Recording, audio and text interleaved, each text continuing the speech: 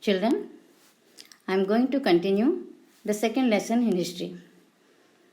And the second lesson is Democratic and Nationalist Revolutions during 17th and 18th centuries. Now let us have a quick recap of what we learnt in the first part of the lesson. We learnt about the Glorious Revolution which occurred in England in 1688, and we also learnt about the course of the Glorious Revolution, causes for the Glorious Revolution, and results of the Glorious Revolution. And we learnt about American War of Independence that took place in 1783, causes for the American Revolution, and also course of the American Revolution. And I have given you some homework, and I hope you have completed the homework. Now, let us start the French Revolution. This French Revolution took place in 1789. Now let us see what are the causes, what is the course of the revolution, and what are the results of this revolution. Before French Revolution took place in 1789, for 300 years, France was ruled by kings with autocratic powers. Autocratic powers means despotic powers, absolute powers, unquestionable powers, unlimited powers. With unlimited powers, kings used to rule over France. And after 1614, the French Parliament, which is called as Estates General, it was not summoned. Summoned means to call for a meeting. The Parliament was not summoned after 1614. And the most important rulers of France were Louis XIV, Louis XV, and Louis XVI. Now let us see the causes for this French Revolution. England and France, they fought many wars. It was first one, 7 years war was fought between England and France. 100 years war was also fought between England and France. And because of these continuous wars, much of money was spent in France towards these wars. The wars which France fought with England, 7 years war, 100 years wars, for these wars, and also France helped the colonies to get independence. In the American War of Independence, America was helped by the France. So, for all these wars, France spent much of money, and the French treasury was completely emptied. It was exhausted. There was no money to run the administration. So, the state was forced to increase the taxes. And as I told you before also, in those days, the king had no powers to impose taxes or to increase the taxes. It was only with the consent of the parliament that the king could impose the new taxes or increase the taxes. And the French society in those days, it was divided into 3 classes. And these classes were called as estates. First estate, second estate, and third estate. In the first estate, there were priests and church officials. And in the second estate, there were nobles and the landlords. And in the third estate, there were common people. And 95% of the population, they belong to the third estate. Because these are common people, 90% of the population, they belong to the third estate. And only 5%, they comprise the first and the second estates. And these third estate people, they had to pay a number of taxes. Not only to the government, but also to the landlords and to the church. Whatever taxes were levied on them by the landlords or by the church or by the government, they had to pay all the taxes. And the first 2 estates, they were exempted from paying taxes. And all these French kings of France, that is Louis XIV, XV, XVI, these were extravagant. That means they used to spend much money for their luxuries. And because of this also, the French government ran into bankruptcy. Bankruptcy ante divala తీసేయడం. And now let us see what are those 3 estates in French society. The first estate consisted of clergy. Clergy means church officials. And the second estate consisted of nobles. And the third estate consisted of common people. Among these common people also, again there were classifications. There were businessmen, merchants, court officials and lawyers. They were rich and educated people. And all the others, the second one is peasants and artisans. And the third one is small peasants, landless laborers and servants. This was the division of society in France. And the first and second estate people, they were exempted from paying taxes. and only the third estate people had to pay all the taxes. They were overburdened by taxes. And these third estate people had to pay taxes not only to the government but also to the church, as I told you already. Now let us see what are the taxes paid by these third estate people. There are two types of taxes which are paid by these third estate people: tithis and taili. Tithis, it is a tax levied by the church and paid by the third estate people. And this tithis comprised 1/10 of the agricultural produce. Because there are many farmers in the third estate, these farmers had to pay 1/10 of their agricultural produce as tax to the church people. And taili, it was a tax paid by the third estate people only, directly to the state it was paid. It was paid to the government. Tithis, it was a tax levied by the church and paid by the third estate people to the church people. And it comprised of 1/10 of the agricultural produce. And taili, it was a tax paid by the third estate people, directly to the state. Livres, it is a unit of currency in France. And it was till 1794 it was in existence, and it was discontinued in 1794. And now the currency of France is euro. Now let us see the role of French philosophers in the French Revolution. French philosophers played an important role in the French Revolution. John Locke, he wrote a book, Two Treatises of Government. And in this book, he rejected the divine right theory. Divine right theory already we learnt in the first part of the lesson. Divine right theory means the kings believed that, it was a belief of the king that the powers to rule the country were given by the God. And because they were given by the God, it was called as divine right by them. And because it is a divine right given by the God, they are not answerable to anyone else. They cannot be questioned by anyone else. Even by the parliament, they cannot be questioned. Even to the parliament, they are not answerable. And this belief of the kings was called as divine right theory. And in this book, Two Treatises of Government, John Locke, he rejected the divine right theory and also the absolute powers of the king or the monarch. They were rejected by John Locke. And the second philosopher was Rousseau. He wrote a book called Social Contract, and he proposed a form of government based on a social contract between people and their representatives. And he preferred a society based on freedom, equal laws, and equal opportunities for all. He preferred a society where all the people will have full freedom and equal laws for all the people, and all the people get equal opportunities.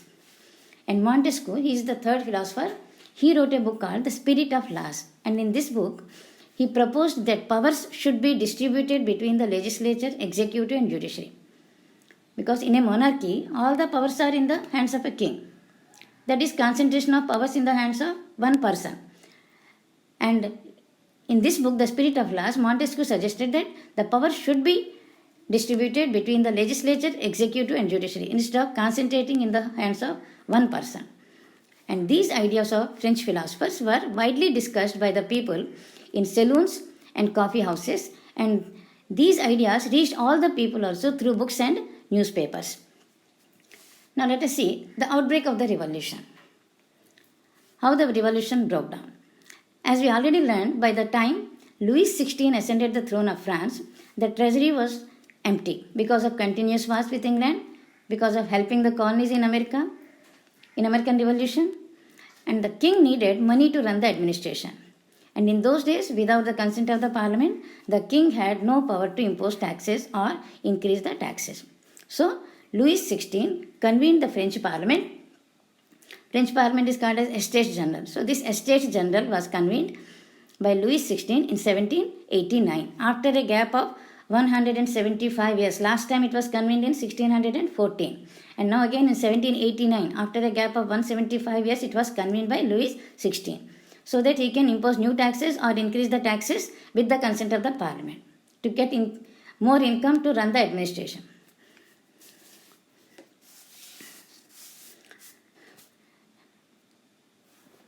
On May 5th, 1789, Louis XVI called an assembly of the Estates General to pass proposals for new taxes. He wanted to impose new taxes, and he also wanted to increase the existing taxes. For that, he convened the parliament. The French parliament is called as Estates General, and this was convened by him after a gap of 175 years. so that he can impose new taxes and get enough income to run the administration. And to this meeting, 300 representatives were sent, each from first and second estate. First estate has sent 300 representatives and second estate also 300 representatives. And from the third estate, 600 representatives were sent. First and second estate representatives were seated in 2 rows facing each other. And the representatives from third estate, they were made to stand behind them. And more prosperous and educated people represented from the third estate. That is merchants, industrialists, lawyers, all these are educated and rich people. I told you already. And these more prosperous and educated people, they represented from the third estate. But the farmers, artisans and women, they were not allowed to enter the assembly. But they sent their demands and problems through 40,000 letters. All these women or artisans, farmers who were not allowed to enter into the assembly, they have sent their demands and their problems by writing on a piece of paper. They sent all their demands and problems also by writing in letters through these representatives. And such letters were 40,000 in number. And in the assembly, each estate had 1 vote. Every time, whenever the assembly is convened, each estate has only 1 vote. That means assembly as a whole votes for or against. So now also the same procedure was followed. But the members of the third estate, because they were 600 in number, so the third estate people, they demanded that each member should have 1 vote. It must be based on the population, number of the members. And when this proposal was rejected by the king Louis XVI, he rejected this proposal because as usual he wanted to conduct the assembly and only the assembly as a whole had to vote. And this proposal was rejected by the king. The third estate people, members, immediately they walked out in protest. And on 20th June, the third estate people, they assembled in a nearby tennis court. You can see in the picture, the tennis court is there and they assembled there and they are taking an oath. On 20th June 1789, the third estate assembled in a nearby tennis court and called themselves as National Assembly. Because they are 95% of the population, they are the majority in the population. So they called themselves as National Assembly and took an oath that till they draft a new constitution for the whole of France, they will not disperse. And this constitution must be limiting the powers of the monarch. They wanted to draft a constitution, new constitution for the whole of France, limiting the powers of the monarch. And till they complete this preparation of this constitution, they will not disperse. That was the oath taken by these third estate people. You can see this tennis court oath in the photo. Now, another important incident in the history of French Revolution is fall of Bastille. Bastille, it is a place and there is a prison in Bastille. Fall of Bastille. Now let us see what is this fall of Bastille.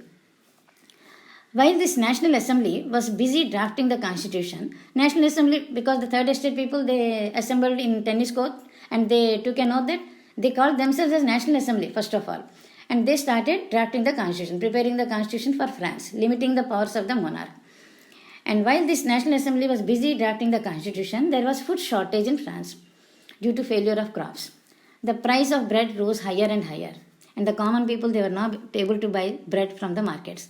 And bakers exploited the situation and started hoarding. Hoarding means means hiding away the stocks and releasing again into the markets when the demand increases. That is called as hoarding. First they hide away the stocks, traders or shopkeepers, they hide away the stocks and release them again into the markets when there is great demand. When the demand increases, they can increase the prices also. And to get more profits, most of the traders, they resort to this hoarding. So, if the demand increases, prices are increased and they can get profits. Women forcibly entered into the bakeries and seized bread. At the same time, the king ordered troops to suppress the uprising. And rumors spread that the king is sending his army to destroy the crops. The agitated crowd stormed and destroyed the prison of Bastille. They broke open the gates and released all the prisoners. When they heard a rumor that the king is going to send his troops to destroy all the crops, immediately, in anger, they broke open the gates of the prison in Bastille and they released all the prisoners. And these prisoners also joined the common people. Now let us see what are the after effects of fall of Bastille. Many nobles migrated to neighboring countries. And when the situation was going out of hands, then the king recognized the National Assembly. Lot of turmoil was created by this third estate. They released all the prisoners, they went into the bakeries, they seized bread and they took away. So, seeing to all this turmoil, the king had to recognize the National Assembly. And he agreed to follow the constitution prepared by the National Assembly. They were preparing a constitution for France. Then he agreed that he will follow the constitution and he will rule the country according to the constitution prepared by the National Assembly. And on 4th August 1789, the Assembly passed a decree. Decree means order. A decree was passed by the National Assembly, and according to this order, feudal system of obligations and taxes was abolished. That means the taxes like tithes, they were abolished. Now, the third estate people need not pay any tax like tithes to the church people. And the privileges which were provided to the church officials, they were also abolished. Tithes tax was abolished, and the third estate people, lands owned by the church were confiscated. That means they were taken control of. Lands owned by the church officials were confiscated. That means jabtu cheskodu antaru. To take control of those is called as confiscated. All the lands which were owned by the church people, they were confiscated. And thus, the French government acquired property worth at least 2 billion livres. You can just imagine how much property or lands were owned by the church officials. If the French government gets assets worth 2 billion livres by selling those properties, by taking over those properties, you can just imagine how much land did they own. Now, France becomes a constitutional monarchy. In 1791, the National Assembly completed preparing the constitution, limiting the powers of the monarch. That is the main object of this constitution, limiting the powers of the monarch.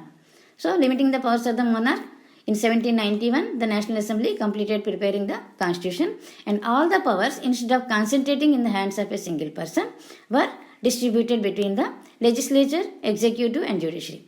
And this was suggested by French philosopher, by Montesquieu in his book. And this made France a constitutional monarchy. Because the powers were distributed between the legislature, executive and judiciary, instead of concentrating all the powers in the hands of a single person, France became a constitutional monarchy. You can see in the picture, according to this constitution, only active citizens were given the right to vote. Who are these active citizens? All men, only men, all men above 25 years of age who paid tax equal to 3 days' wages of a laborer were considered as active citizens, and all the other men and all the women were considered as passive citizens, and they were not given the right to vote. You can see in the picture, active citizens and passive citizens. Active citizens were given the right to vote and passive citizens were not given the right to vote. That means only rich people were given the right to vote. Only taxpayers were given the right to vote. Who pays the tax? Who are high income earners. High income earners means very rich. So, to have the right to vote in France, one had to be the highest taxpayer. That is highest income earner. Now, the Declaration of Rights of Man and Citizen. The Constitution of 1791, which was prepared by the National Assembly, it starts with the Declaration of Man and Citizen.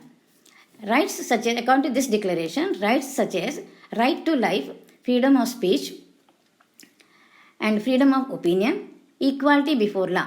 These 4 rights were established as natural and inalienable rights. Inalienable is not inseparable. They cannot be removed at any time. They cannot be removed at any time from the human beings. So these 4 rights, like right to life, freedom of speech, freedom of opinion, and equality before law, were established as natural rights and also inalienable rights. That means at all the times they can enjoy these 4 rights. These rights can be enjoyed by birth naturally, and these cannot be separated from anyone. That is to say that these rights cannot be taken away from anyone at any time. Now, Louis XVI, he recognized the National Assembly, and he also signed the Constitution of 1791, which was prepared by the National Assembly, and agreed to rule according to the Constitution. Though he did all these things, he started negotiations with the King of Prussia. he signed the constitution, he agreed to rule the country according to the constitution prepared by the National Assembly, and he recognized the National Assembly also. But he started negotiations with the Prussian king. Knowing about this situation, and also because the constitution gave political rights, that is right to vote, to only richer sections of the society, that too only men got the right to vote. Large sections of the population, they wanted to continue the revolution because 1791 constitution of France, which was prepared by the National Assembly, gave the right to vote only to men, and that to rich people. Those who were taxpayers, they were only given the right to vote. Because of that, and also because that too only men got the vote, not women. Only men who were above 25 years of age, and those who were paying tax to the government, they were given the right to vote. So many people wanted to continue the revolution. And in this revolution, political clubs played an important role. The most important of such clubs was Jacobin Club. Small shopkeepers, artisans, daily wage workers, all these were members of this Jacobin Club. And Robespierre was the leader of Jacobins. You can see Robespierre in the picture. In 1792, there was an uprising of people of Paris who were angered by the short supplies and high prices of food. On August 10th, they stormed the palace of Tuileries, massacred the king's guards. Massacred means killed the king's guards in large number. They held the king himself as hostage for several hours. And later, the assembly voted to imprison the royal family. King and the queen, they were arrested. Elections were held, and newly elected assembly was called the convention. And on 21st September 1792, monarchy was abolished in France, and France was declared as republic. Louis XVI and his queen Marie Antoinette were sentenced to death by a court in 1793, and they were executed. That was the end of monarchy in France. Now, the period from Reign of Terror. The period from 1793 to 94, 2 years period, is called as Reign of Terror in the history of France. As France was ruled by Robespierre during this period. You can see Robespierre in the photo. He was the leader of the Jacobins Club. He was the leader of the Jacobins, and he ruled over France between 1793 to 94. And this period is known as Reign of Terror in the history of France. Because Robespierre, he followed a policy of severe control and punishment. Because he had full control over the life of the people. All the activities of the people, they were under the control of Robespierre. And whoever deviated, whoever did not like his methods or did not agree to his methods, they were given severe punishments. So, he followed a policy of severe control and punishment, and all those who did not agree with his policies, maybe nobles, clergymen, church officials, members of other political parties, and even members of his own party, all those were arrested. If they did not agree with his policies, they were arrested. And they were sent to the guillotine if found guilty by the court. If the court finds them guilty, immediately they were sent to the guillotine. Guillotine, it is a machine which separates the head from the body. They were sent to the guillotine and they were executed. Their heads were separated. You can see the guillotine also in the picture. Now let us see what were his policies. His government issued laws which placed maximum ceiling on wages and prices. Maximum ceiling was fixed for wages and prices. Meat and bread, they were rationed. Ration means they were supplied in limited quantity. In whatever quantity the people want, they were not supplied. So they were rationed. Farmers were forced to transport their grains to the market and sell at a price fixed by his government. Whatever price was fixed by his government, at that price only the farmers were forced to sell their grains to the people. And the farmers could not fix prices for their grains. The use of more expensive wheat flour was forbidden. All were required to eat equality bread made of whole wheat. There was no quality bread supplied in the market. So churches were shut down and their buildings were converted into offices. All the churches were shut down during his rule, during these 2 years, and their buildings were converted into offices. And Robespierre pursued these policies so recklessly that even his supporters demanded moderation. That means they asked him not to be so harsh and relax some of his policies. But He paid deaf ear to their advice. He did not pay any attention. And finally, he was convicted by a court in 1794. He was arrested and sent to guillotine. He was also sent to the guillotine finally. And there is a proverb in English. As you sow, so will you reap. You might have heard this saying. A directory rules France. After the fall of Jacobin government in 1794, the wealthier middle class, the rich people among the middle class, they seized power. And France was ruled by a directory, an executive which was made up of 5 members. There were 5 members in this directory, and this directory ruled over France.